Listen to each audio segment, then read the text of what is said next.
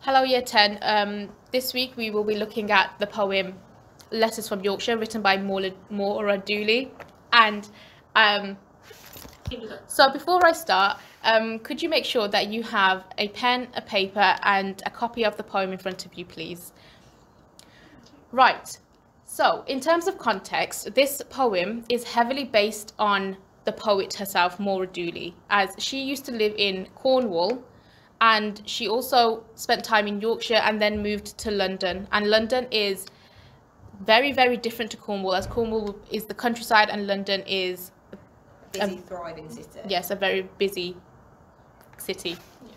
And this is obviously reflected in the poem as well, because the poem is about the lives of two people. So the speaker, the narrator, who lives presumably in London, or just, who works in the news, and she's talking about her father who works in agriculture.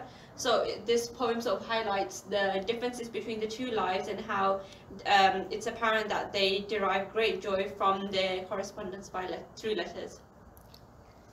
Okay, so firstly, if we take a look at the poem and we just look at the first stanza, I'm not going to break down each stanza, we're just going to come up with a couple of language and structural features that you could possibly talk about. So in the first stanza, there is a reference to the agricultural way of life, which is obviously the countryside, and agriculture means working out in the country with the ground and digging and producing your own produce. So obviously he's planting potatoes to perhaps eat or sell for himself and his family.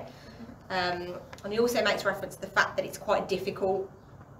He talks about his knuckles singing as they reddened in the warmth, and it's cold. So you've got this semantic field of hard work and perhaps labour and weather. Manual labour and harsh weathers, yeah.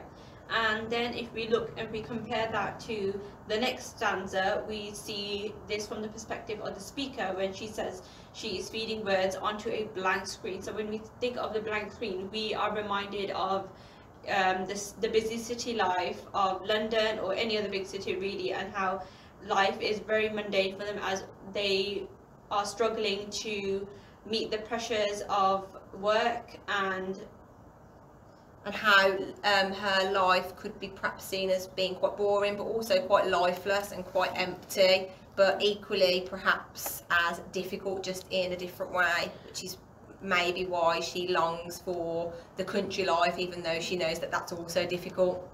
So when she's talking about that blank screen, because she is actually a writer, she would spend a lot of time in front of a computer. So I think she's starting to think about her own life and maybe think that she doesn't feel fulfilled in what she's doing. When she says feeding words onto a blank screen, blank is a very negative word. It's a very empty word as well. So it could maybe show how she's feeling empty without being close to nature, and how she's missing being really close and around nature, like when she was in Yorkshire.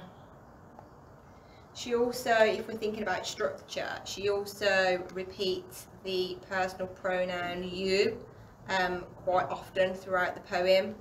So she says in stanza 2, you out there in the cold, seeing the seasons turning. So there could be a sort of sense of bitterness, the fact that he's out in amongst nature and experiencing the seasons, whereas she, in contrast, is trapped inside. A grey cubicle, stuck doing work and staring at a screen really.